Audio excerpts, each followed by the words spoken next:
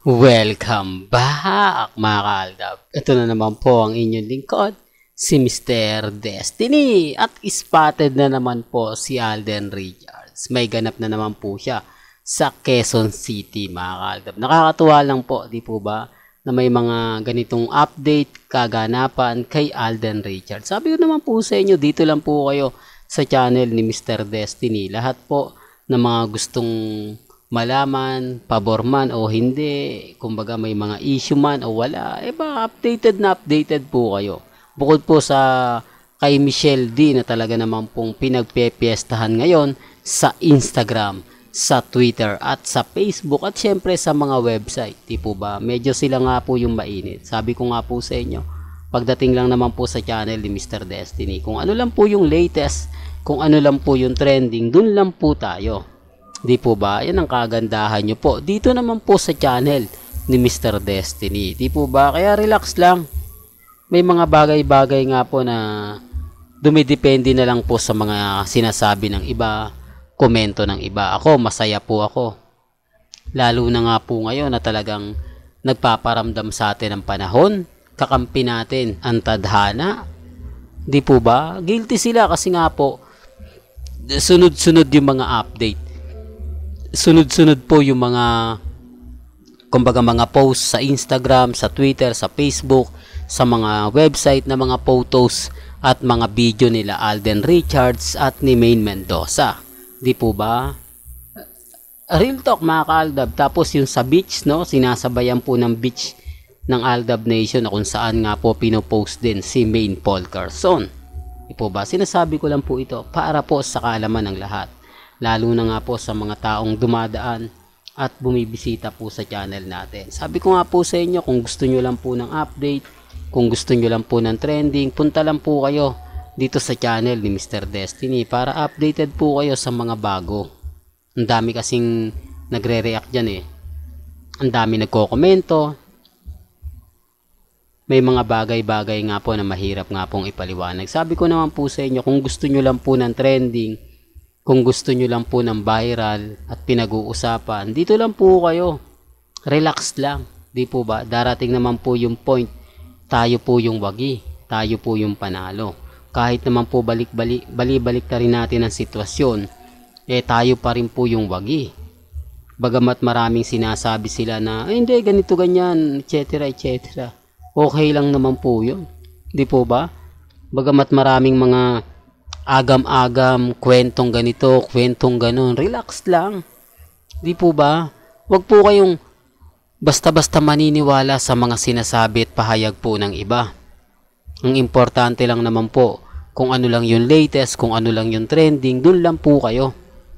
Ano man po yung sabihin nila, ano man po yung maging komento nila, chill lang, di po ba? Relax lang kasi darating naman po yung point, tayo pa rin yung wagi. Gaya nga po nito mga kaaldab.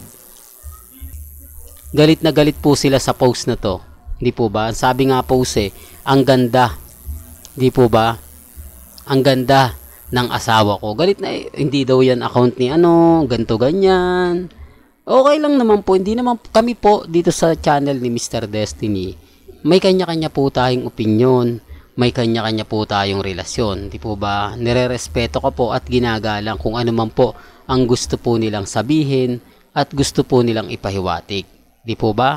Pero bago tayong magsimula at bago natin pag-usapan etong update na to na kinaiinisan po ng mga Armain at Main fanatics, kung bago ka lang sa channel na to at isa kang true-blooded Aldab Nation na nagmamahal po kila Mengay at Tisoy, tama po ang channel na pinuntahan mo, kaya consider na po kitang bagong subscriber at huwag mong kalimutang i-share ang mga video po natin sa mga mami, sa mga titas at sa mga senyor. Di po ba? Remind ko lang uli, galit na galit sila rito kung ano-ano po yung maanghang na salita na binabato po nila sa post nga po na sinasabing, di po ba? Kaya sabi ko nga po sa inyo, private yan eh. Kumbaga private account po yung mga pinopost nila. Dapat hindi na po sila nakikialam. Di po ba? May kanya-kanya tayong opinion. Pag sila okay lang. Pero kapag ka-Aldab, galit sila kasi nga po maraming sumisimpatya, maraming kumakampi at marami po ang naniniwala. Nirerespeto ko naman po yung iba. Kasi may kanya-kanya po tayong opinion, di po ba? May kanya-kanya tayong reaksyon na kung sa tingin nga po nila hindi totoo, kung sa tingin nga po nila na ganito ganyan, okay lang naman po. Relax lang naman po tayo at kampante. Darating naman po yung point mga kaaldab na ano man po yung sabihin natin, baliwala po sa kanila eh. Pero bakit nga po ba sila affected? Bakit nga po ba sila galit na galit sa mga pinapakita natin?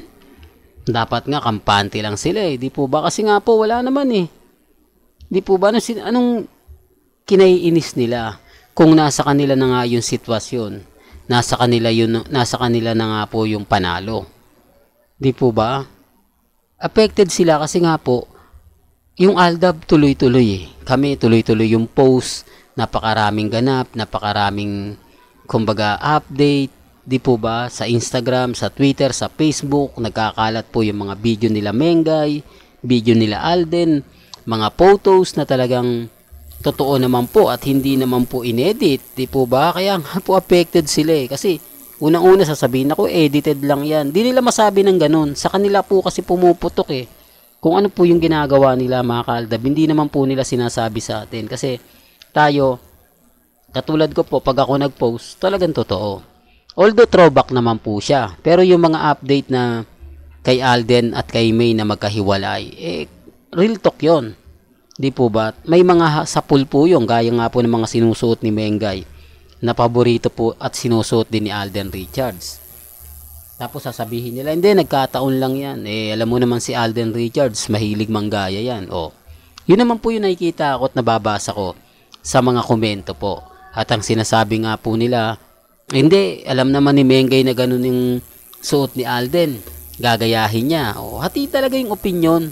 Talagang masakit dito kasi nga po may pelikula si Alden. Sasabihin nila, ginagamit ni Alden si Maine para kumbaga kumita yung pelikula.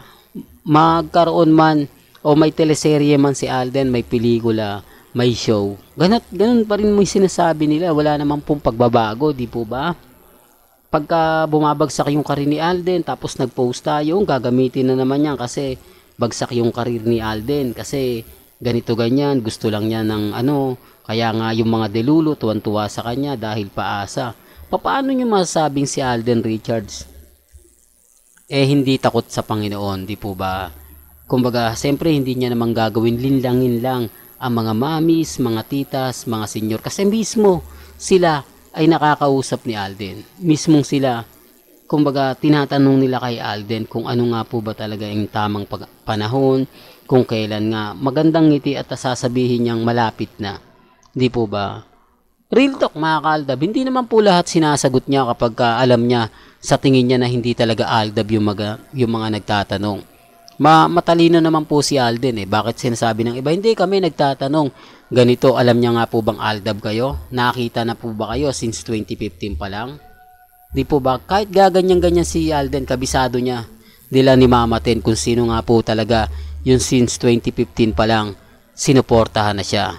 Since 2015 pa lang talagang kilalang kilala na po siya. Di po ba? Lalo na po yung team abroad, team bahay. O. Kaya pag nagtanong po sila, isa lang sinasagot ni Alden. Kaya hindi po natin mayaalis sa mga mami, sa mga titas, sa mga senyo na maging kampante. Di po ba? Galing naman po kasi kay Alden. Hindi ka naman magiging kampante kung wala naman pong binibigay si Alden na sa tingin po namin hindi totoo. Sa tingin po namin papaasa lang, di po ba? Real talk mga kaaldab. Kaya nga sabi ko, hindi ako naniniwala sa mga issue na ganun. Now, ganito si Mengay, ganun si Alden, hindi po. Basta sa akin, kumbaga kampante lang ako. Kung ano yung po yung sa tingin kong tama at pananaw, dun lang po tayo. Di po ba? Hindi naman po ko gagawa lang ng issue para pag-usapan. Kasi galing naman po yung issue sa social media. Binibigyan ko lang po kayo ng update. Sinasabi ko lang po. Depende na lang po ito sa mga nakapanood na, nakakita, nakabasa ng mga komento. Di po ba?